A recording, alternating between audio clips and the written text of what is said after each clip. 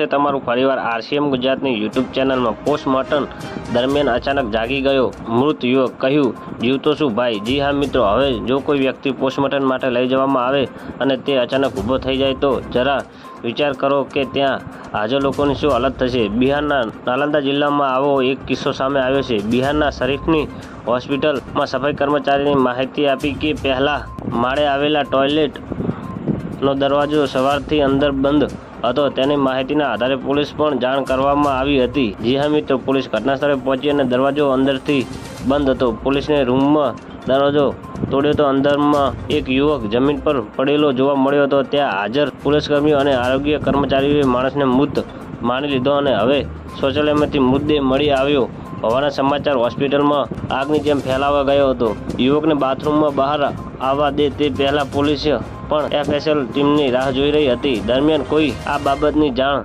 Civil surgeon doctor Jitendra Kumar સિંહને કરી હતી, જ્યારે સિવિલ સર્જન પણ બાથરૂમમાં આવ્યા અને તેમણે પણ નાડી જોયા વિના સફાઈ કામદારોને પોસ્ટમોર્ટમ માટે લઈ જવાનો આદેશ આપ્યો હતો। તો મિત્રો, ન્યૂઝની સતત જાણકારી મેળવવા માટે અમારી ચેનલને લાઇક, શેર અને સબસ્ક્રાઇબ કરી લેજો। ધન્યવાદ। જય હિન્દ।